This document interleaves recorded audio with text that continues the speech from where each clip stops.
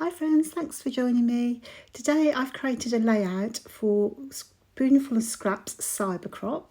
Bramble Fox are hosting a challenge, and the challenges are all around the Phantom of the Opera. And I think I picked the challenge called Notes, which is basically you'll just need to add some journaling to your page, at least 15 words. And just to make it a little bit more interesting, I'm going to do that, but maybe in a little bit more of a creative way. So the photos I'm scrapping are from a recent Paper Fox event. We had such a blast on the Saturday night doing a little photo booth. So it's my favourite thing to do in the world, is just to take silly photos of people. And in fact, I'm actually using the kit from Paper Fox. It's a little mini kit designed by Julie Taylor. And I think there's still a couple left of these because we had 2 kits this time. So if you are quick, you could head over to the Paper Fox website, and I'm going to leave the link below, and you could grab one of these beautiful kits. There were 2 classes by Julie. I know she's done a bonus layout, and of course you could recreate this layout as well if you wanted to. So I'm going to use a Stencil 36 from Bramble Fox, and I'm creating these cute banners to go across the page. So there are different types of flags on this stencil. You can see the traditional 2 points here. We've got some triangles, and we've got some different sizes.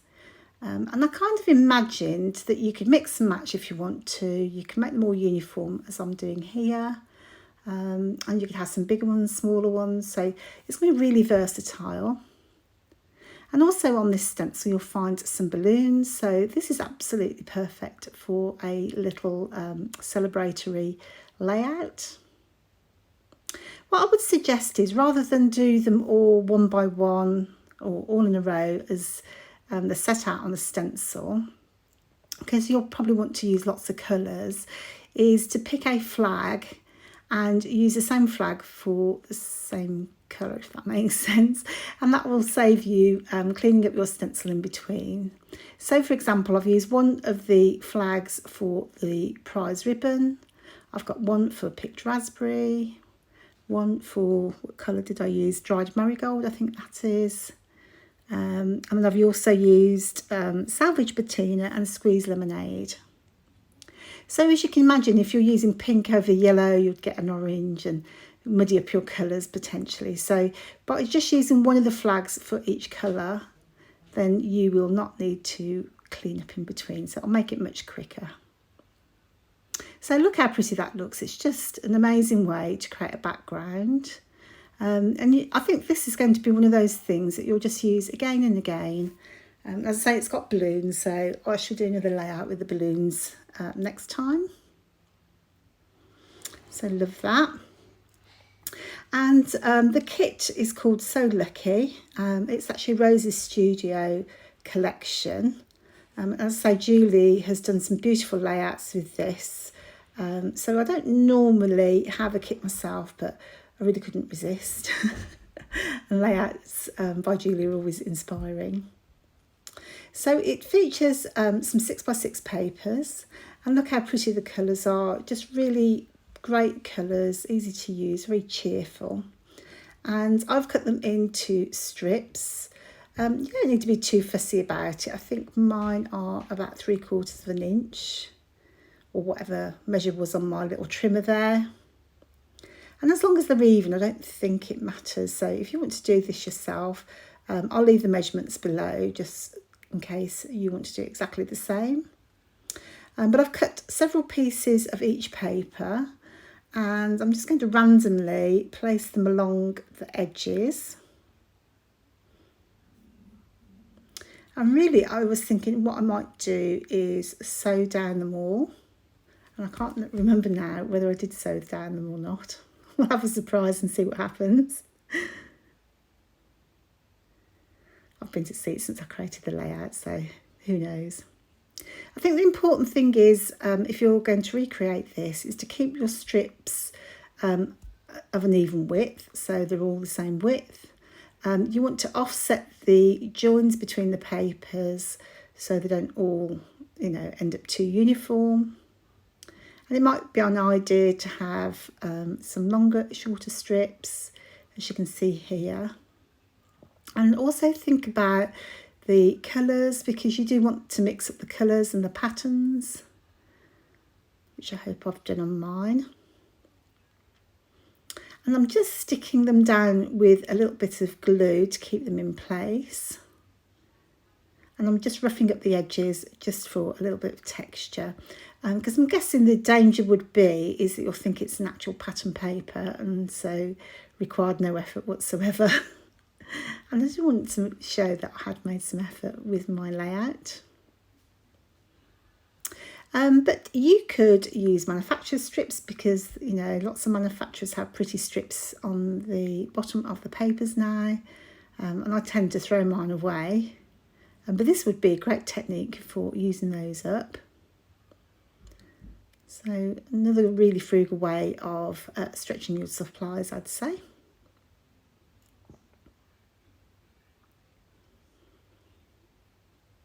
So I'm just finishing these off. So there, could you see, I think the danger was the joins were going to be too uniform. So you do need to adjust and overlap. These papers are quite thin, so the fact they overlap one another isn't really a problem. So initially I did 3 strips, and then when I put my photo down I thought, it needs another one, doesn't it really? So because I think really what I was after is for the photo to overlap those strips and connect together. And I wanted my bunting to go behind the photo. So you can see part of the kit here. So I think there was a different title in the actual kit, the So Lucky kit from Paper Fox. But I'm using part of the June 2022 Fox box. So the Fun Always came out of the June Fox box. And I've also got a piece from the July Fox box, because I've had that in my hands. That's the advantage of working at the company, I suppose, or having to cut them out. I say work at the company, you know what I mean. So I'm just going to add another layer here, and it also gives me a chance to use some of that pink stripy paper, which I had intended to use originally and then forgot. So it was a bit of serendipity there. And that's much better. I think it's a much better width having the 4 strips there. So if you wanted to switch things about, you could do this along the bottom. So do it horizontally. I think this would look really fantastic if you did a diagonal version. So a really good technique, as I say, and then it would be really good fun to switch it about using the same technique. So inside the kit you will find there are heaps and heaps of die cuts. I think there's 2 of every single die cut in the pack, which I find astounding. They're really cute, so there's a mixture of lucky charms and icons, as well as journal cards and frames. I think they're really generous, their kits, their collections are. You tend to find everything in one pack. I know with some manufacturers you have to buy this die cut set for this and this die cut set for that, which can work out a bit pricey. Whereas these, you've got a whole mixture of things all in the same pack, which I adore. So I have gone off and stitched, as you can see there. So I've stitched down the centre of each strip, just to add a little bit of detail and texture, so it really doesn't, add too much weight to the overall effect. And I've also stitched along the top of my banners. I didn't need to do that, but I felt, why not? I've got the sewing machine out. And also off camera, I thought I'd left it in, but I obviously haven't, is I've used the stencil and gone around each flag with a grey fine liner. It's very subtle, but what it does, it just gives a little bit of crispness to each stenciled area. And it is something I like to do with most of my stenciling, to be honest. And the Say Cheese frame is from the July Fox box, which is out this week. And in my favourite colour, I love this coral colour. There's some coral and mint elements, so do go over and have a look if you haven't seen it already, because it's so exciting. It's just a really, really pretty box. And I don't know if you've had the Fox box before, but each month we've got a new collection of goodies that go in the Fox box, and it is on a subscription basis. So you join the club and you'll automatically be sent the Fox box each month, and with your Fox box you also get a little Fox zine, which is a little mini magazine with inspiration from our very talented design team. We always get lots of compliments about our design team because they are really amazing and quite varied. So they've got different styles and different ways of doing things. So it always keeps things really interesting. They are really, really talented. And I always get loads of really good feedback from customers when I see them about the Fox zine and how much they like it. And what you can do is you can collect those. And then you've always got some inspiration. So I think our vision is that you'd collect lots of these little zines over the years and create yourself a little inspiration file. Because even if it's not that specific Fox box, you know, the ideas that you'll see in the gallery will, you know, astound you basically. So I added my journaling to the top of the banners that you see there, the bunting. And I made sure I'd got more than 15 words. So I've just journaled a little bit about how much fun the event was back in April. Sorry, I'm losing my voice.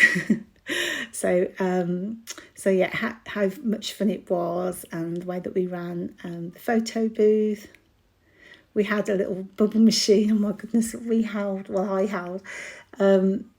So I had somebody squirt bubbles over the people in the photos. But it was just, my catchphrase was, cue the bubbles. So we had such a laugh. So hopefully we'll be doing that again at the next one.